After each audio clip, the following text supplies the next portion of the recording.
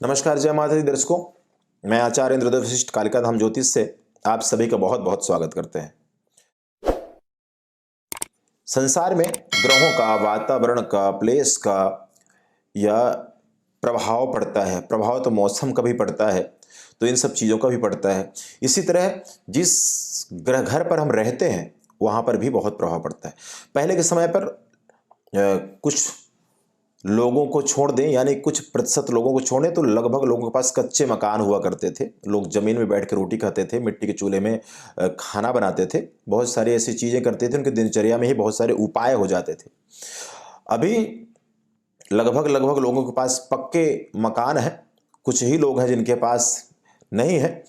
तो इसलिए वास्तु का विचार करना बहुत ज़रूरी है। वास्तु का विचार पहले भी किया जाता था, जब महल बनता था, कोई बहुत बड़े भवन का निर्माण होता था, तब भी वास्तु का विचार करके ही बनाया जाता था।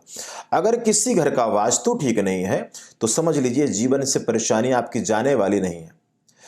भाग्य अच्छा हो या फिर लाभ स्थान अच्छा हो, यानी कुंडली में धन का सुख बढ़िया हो, तो धन तो आपको मिल जाएगा, लेकिन सुख नहीं मिलेगा। परेशानियां आपकी पीछा नहीं छोड़ेंगी। या तो बच्चों का विवाह शादी जल्दी नहीं होगा, संतान होने में रुकावटें आ जाएंगी, दवाइयां नहीं लगेंगी आपके यहाँ, दवाइयां नहीं छूटेंगी आपके यहाँ से। दवाई खाएंगे, दवाई असर नहीं करेगी, दवाई लगेगी नहीं, ऐसी समस्याएं रह सकती है। मन परेशान रह सकता है, हमेशा शत्रु भय भी बना रह सकता है उपाय के अतिरिक्त। इसलिए वास्तु को आप इग्नोर नहीं कर सकते, वास्तु का भी ध्यान रखना बहुत जरूरी है। एक संक्षिप्त में जानकारी देंगे छोटी सी। जब आप मकान बनाते हैं तो उस वक्त जरूर सलाह लें, वास्तु के आधार पर बनाएं तो आपको मकान फलित होता है। और जब गृह प्रवेश करते हैं तो भी बहुत ढंग से करें, बहुत अच्छी तरह से करें। गृह प्रवेश पूरे विधि विधान से करें तो आपको वो मकान, वो घर आपके लिए फलित साबित होता है। कई बार होता है क्या है कि हम करोड़ रुपए के मकान ले लेते हैं और एक छोटा सा हवन करा करके बस।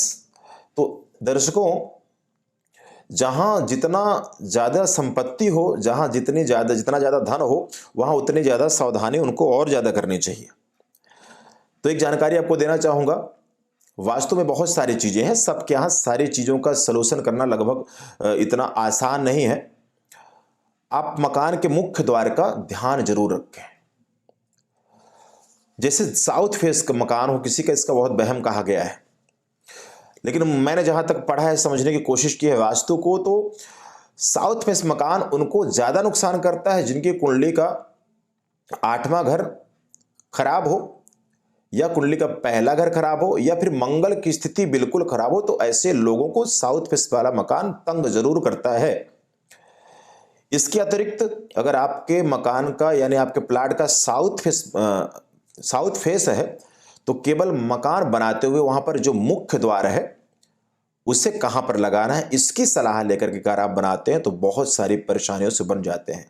मुख्य द्वार वास्तु का सबसे प्रमुख माना जाता है। जैसे पूरे शरीर में, पूरी बॉडी में ये सर प्रधान माना जाता है, उसी तरह से मकान का मुख्य द्वार प्रधान कहा गया है। उत्तर दिशा बहुत शुभ मानी जाती है, पूर्व भी दिशा शुभ मानी जाती है, पश्चिम भी अपनी अपनी जगह में, साउथ भी। दिशाएं कोई भी अशुभ नहीं हो सकती हैं, बस ध्यान रखना होता है कब कहां किस चीज को करना है। दूसरी जानकारी यह है, अगर आपके मकान का यानी एंटर करते हुए यानी सामने का हिस्सा ऊंचा है और पीछे का हिस्सा नीवा है, तो आप समझिए आपके घर से समस्याएं जाने का नाम नहीं लेगी, ना ही बरकत बनेगी। कोई ना कोई परेशान रहा करेगा, बीमार रहा करेगा, वैवाहिक जीवन में भी उथल पुथल बनी रहेगी अगर आपके मकान का पिछला हिस्सा नीवा है। इसी के साथ साथ एक जानकारी और, फिर एक उपाय भी बताऊंगा। दूसरी जानकारी यह है, अगर मकान का हिस्सा पिछला भी बराबर है और अगला आगे का भी बराबर है, बीच का हिस्सा ऊपर को है, उठा हुआ है, यानी ऊंचा है, तो भी आपको उस घर परिवार पे समस्याएं रह सकती हैं। संतान होने में भी बाधा आपको आपके परिवार में रह सकती है, या अन्य परेशानी भी आपको सता सकती हैं। गृहस्थ जीवन में भी कलह कलेश चलता रहेगा। तो इस तरह कुछ चीजों का देखिए, मकान के अंदर का जो लेवल है उसका बहुत ध्यान रखें, मुख्य द्वार का ध्यान रखें, सीढ़ियों का ध्यान रखें, किचन का ध्यान रखें और बेडरूम का ध्यान रखें। अगर आपने मेन इतना भी ध्यान रख लिया तो बहुत सारी मुसीबतों से आप बच जाएंगे। अगर आप पूरी तरह जीवन को परिवर्तन करना चाहते हैं तो आपको ज्योतिष का भी, वास्तु का भी ध्यान रखना ही होगा। तो इसलिए मकान बनाते हुए इन बातों को ध्यान रखें।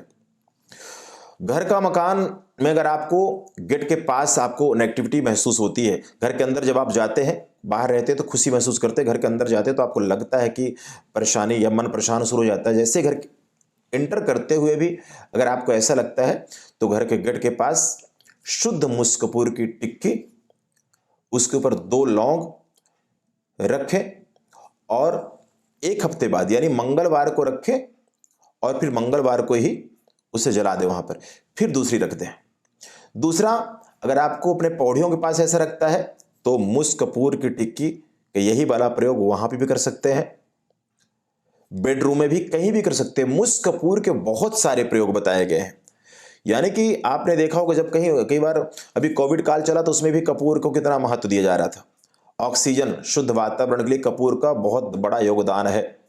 एक तो इन चीजों को ध्यान रखें। अगर आपके घर में वास्तु दोष की समस्या लग रही है तो उस घर में आपको कम से कम 6 महीने में एक बार विधिवत वास्तु का हवन यज्ञ पूजन जरूर करते रहना चाहिए।